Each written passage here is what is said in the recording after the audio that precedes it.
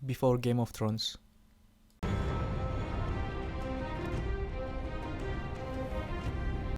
Rebellion yang terdiri dari North, Vale, Stormland, dan Riftland berkumpul di bawah pemimpin mereka, yaitu Robert Baratheon. Pasukan mereka kalah jumlah dari pasukan loyalis tentunya yang dipimpin oleh Rhaegar Targaryen. Walaupun kalah jumlah, pasukan Rebellion telah menang peperangan demi peperangan, sehingga membuat mereka mempunyai pengalaman dan dapat menandingi pasukan para loyalis. Saat Robert mendapat informasi bahwa Rhaegar dan pasukannya akan melewati Trident, Robert pun segera mengkomandokan pasukannya untuk menghadapi para loyalis di Trident.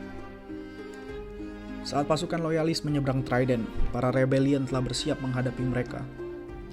Saat perang dimulai, mereka berperang selama berjam-jam lamanya tak bisa menaklukkan satu sama lain, di mana pasukan loyalis unggul dalam jumlah dan di mana pasukan Rebellion unggul dalam pengalaman. Lalu Knights of the Vale yang terkenal akan kavalerinya mengambil jarak dan menghantam flank dari pasukan loyalis. Charge dari flank Knights of the Vale berhasil meratakan sebagian pasukan loyalis, bahkan menewaskan Luwin Martell yang merupakan anggota Kingsguard.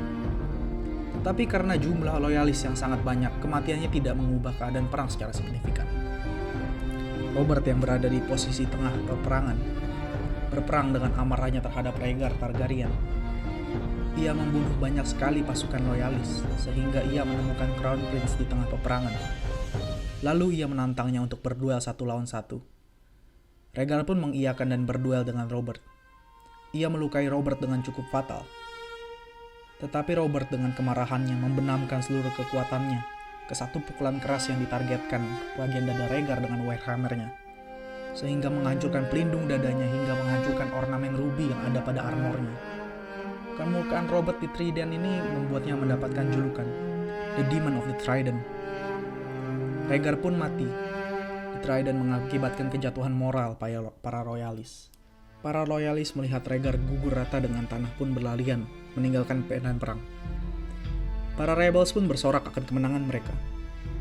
Robert yang sedang terluka parah tahu bahwa ia harus mengakhiri dinasti Targaryen saat ini. Tetapi dengan luka Robert tahu ia tidak akan bisa pergi ke King's Landing. Lalu ia meminta sahabatnya, Ned Stark, untuk memimpin pasukannya ke King's Landing. Mendengar kekalahan dari Rhaegar, Tywin Lannister pun yang tidak mengambil pihak di perang ini segera bergegas ke King's Landing. Para Lannister lah yang sampai terlebih dahulu ke King's Landing. Mad King yang merasa telah dikalahkan oleh para Rebellion menganggap bahwa Tywin taman lamanya akan membantunya mempertahankan King's Landing. Lalu ia membukakan gerbang King's Landing untuk para Lannister. Saat gerbang terbuka, para Lannister pun membantai seisi kota. Mad King yang merasa dikhianati oleh Tywin segera mengirim istrinya yang sedang mengandung dan putranya Viserys ke Dragonstone. Sebelumnya, Aerys telah memerintahkan Pyromancer-nya untuk menaruh wildfire di setiap sudut King's Landing. Lalu Aerys memerintahkan Pyromancer-nya untuk meledakkan seluruh King's Landing sekarang. Jaime Lannister yang mendengar rencana ini pun tahu bahwa Mad King akan membunuh semua orang, termasuk orang yang tidak bersalah. Jaime pun berlari mengejar dan membunuh Pyromancer tersebut. Tetapi ia yakin bahwa Aerys akan memerintahkan Pyromancer lainnya untuk melakukan hal yang sama.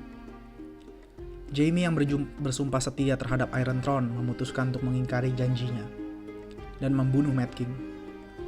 Pada saat yang sama pula Ned Stark masuk dan melihat Jaime menusukkan pedangnya ke tubuh Mad King dari belakang. Saat itulah Jaime mendapatkan julukan The Kingslayer. Tywin yang merasa perlu membuktikan ia berpihak terhadap Rebellion memerintahkan Gregor Clegane, Bannerman-nya, untuk membunuh Elia Martell serta anak-anaknya.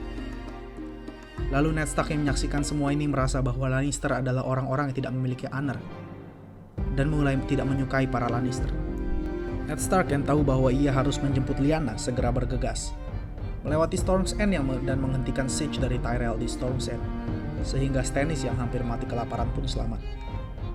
Lalu ia bergegas menjemput Lyanna di Tower of Joy dan menemukan Ser Geralt Hightower dan Arthur Dayne, Knight yang dikenal dengan julukan Sword of the Morning karena kehebatan pedangnya, bersama dengan pedang keluarganya yaitu Dawn.